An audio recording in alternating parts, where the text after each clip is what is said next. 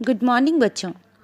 आज मैं आप लोगों को वर्ग 5 हिंदी विषय में पाठ 2 पढ़ाने जा रही हूँ, जिस पाठ का शीर्षक है सुब्रह्मण्यम भारती।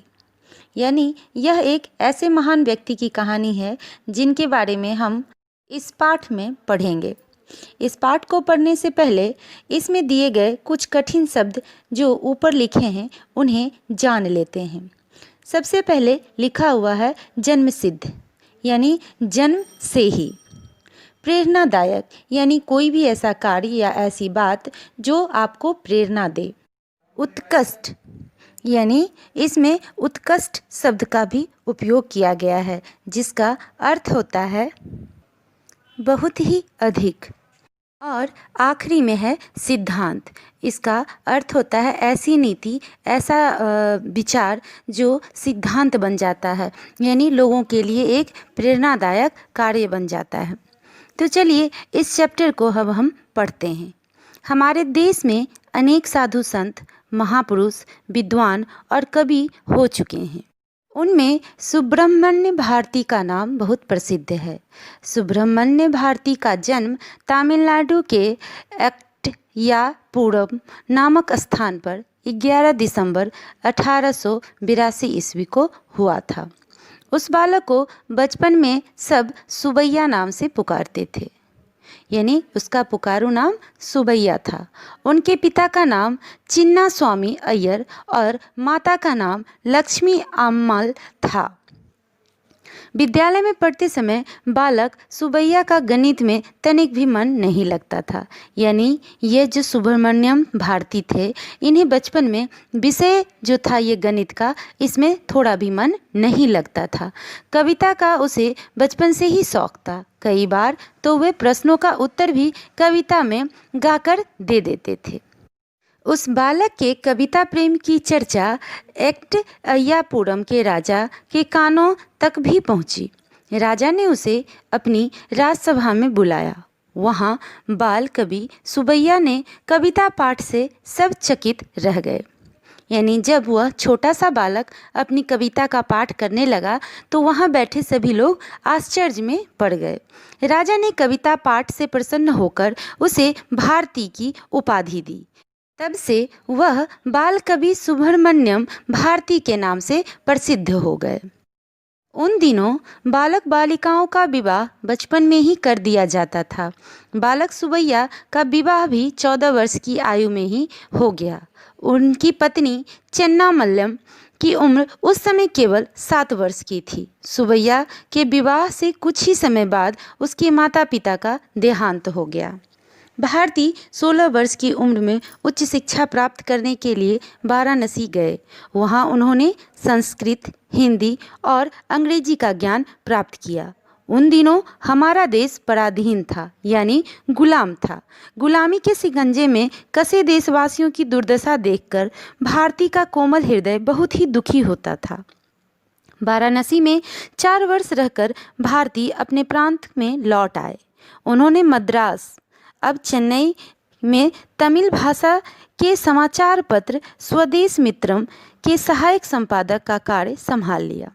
वे सरल तमिल भाषा में देश प्रेम की कविताएं लिखने लगे। उन कविताओं का वे इतने प्रभावशाली ढंग से पाठ करते थे कि श्रोता मुग्ध हो जाते थे। उनके ये देश प्रेम की गीत शीघ्र ही तमिलनाडु के बच्चे बच्चे की जबान पर चढ़ गए।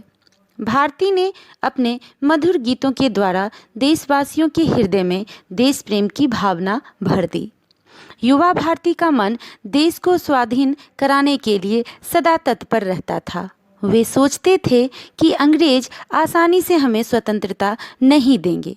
उन्हें भारत से भगाने के लिए हमें कठोर बनना होगा।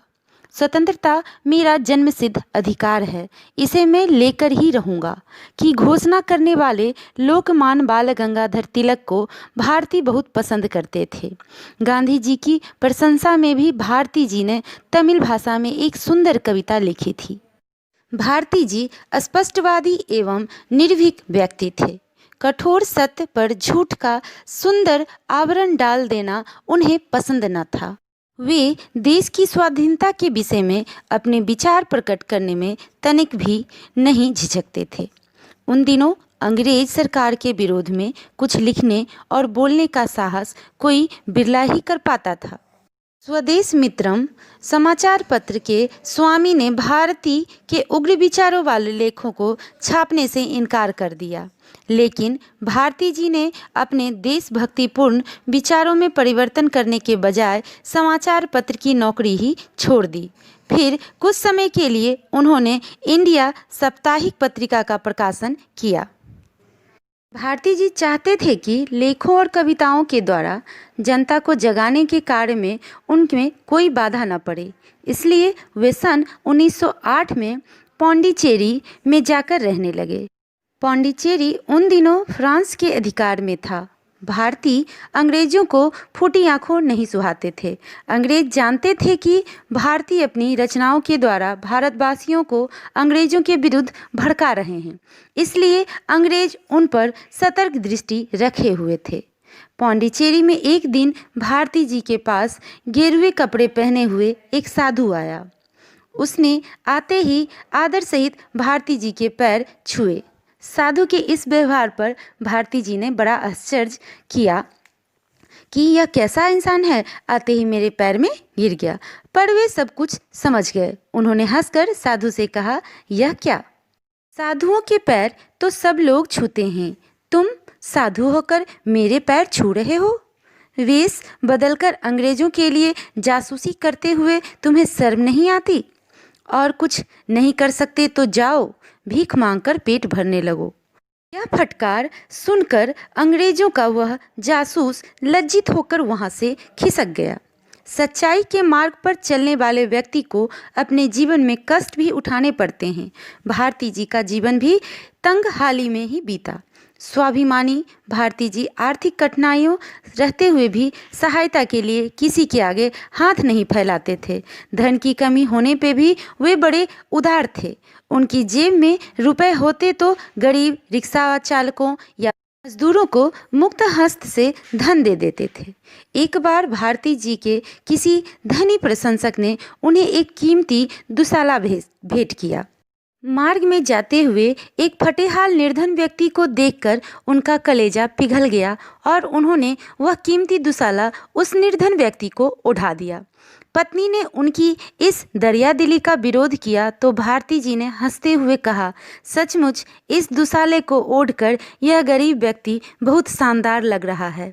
भारती जी को सभी जीवों में असीम प्रेम था। वह एक बार उनके घर में एक समय पकाने योग्य 1-2 मुट्ठी चावल ही शेष थे। उनकी पत्नी उन्हें साफ कह रही थी। भारती जी बरामदे में बैठे हुए बाहर फुदकते हुए पंछियों को देख रहे थे। पत्नी किसी काम से भीतर कमरे में गई तो दयालु भारती जी ने वे सारे चावल पंछियों के लिए बिखेर दिए और अपनी पत्नी को पुकार कर बोली, देखो देखो ये पक्षी इन चावलों को खाकर कितने प्रसन्न हो रहे हैं। भारती जी ने बच्चों के लिए भी बड़े प्रेरणादायक गीत सरल तमिल भाषा में लिखे। उनकी कविताओं में देश प्रेम, प्राणी मात्र के प्रति अनुराग, सामाजिक समानता तथा स्वतंत्रता प्राप्त करने की उत्कृष्ट अभिलाषा, नारी जाति तथा दलित शोषित वर्ग में उत्थान की कामना प्रकट होती है।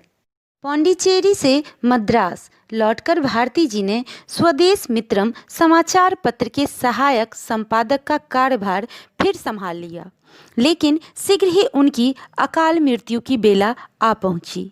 भारती जी प्रतिदिन मंदिर में पूजा करने जाते थे और वहां मंदिर के हाथी को नियमित रूप से नारियल भेंट किया करते थे। एक दिन हाथी किसी कारण से गुस्से में था। भारती जी को इस बात का ज्ञान नहीं था। जब अन्य दिनों की तरह उस दिन उन्होंने हाथी को नारियल भेंट किया तो हाथी ने क्रोधित होकर उन्हें अपनी सूंड में उठाकर कई बार जोर से भूमि पर पटक दिया। बहुत कठिनाई से उन्हें हाथी के चंगुल से मुक्त कराया गया। उन्हें गंभीर चोट आई। इलाज होने पर किसी तरह उनकी जान तो बच गई, लेकिन उनका स्वास्थ्य निरंतर बिगड़ता गया। 12 सितंबर 1921 को केवल 38 वर्ष की आयु में देशभक्तिपूर्ण गीतों के इस अमर गायक महामानव की वाणी सदा के लिए मौन हो गई। भारती जी को गांधी जी ने भारत का अनमोल रत्न ठीक ही कहा था। वे जीवन भर तंगहाली में रहे पर अपने सिद्धांतों से नहीं डिगे। उन्होंने अपना सारा जीवन देश और समाज की सेवा में लगा दिया था। धन्य है वह भारत भूमि जिसने भारती जैसे लाल को जन्म दिया। इस तरह हम लोगों ने इस पाठ में इस कवि के बारे में पढ़ा जो अपनी तंगहाली जीवन में जीवन व्यतीत करते हुए भी अपने सिद्धांतों से तनिक भी डगमगाया नहीं। इस कहानी से हमें अपने देश के प्रति सम्मान की भावना सीखने को मिलती है कि हम भी इनके जैसे ही अमर बनने का प्रयास करें। तो चलिए इस पाठ में दिए गए कुछ शब्दार्थ हैं जिन्हें आप सुंदर और साफ अपनी कॉपी में लिखें। इस पाठ के आधार पर कुछ प्रश्न उत्तर दिए गए हैं जिनका उत्तर आप लिखने का प्रयास करें अपने रफ कॉपी में। अगर यह सही होगा तो शिक्षक के कहने के बाद आप इन्हें फेयर कॉपी में लिख लीजिएगा, नहीं तो फिर इसका प्रश्न उत्तर बनाकर आपको दे दिया जाएगा। पाठ में प्रश्न संख्या 2 आपको खुद बनाना है। यदि इस पाठ में दिए गए कुछ प्रश्न आपको समझ में ना आए तो आप ज़रूर पूछें। इसमें भाषा बोध समझिए और लिखिए। नीचे लिखे वाक्यांशों के लिए उपयुक्त शब्द पुनः पूर्ण करके लिखिए। इन दोनों को भी आप बनाइएगा। यदि किसी तरह की कोई दिक्कत हो तो आप अपने वर्ग शिक्षक से पूछ सकते हैं। आपको आपका अगला वीडियो बहुत ही जल्द दे दिया जाएगा।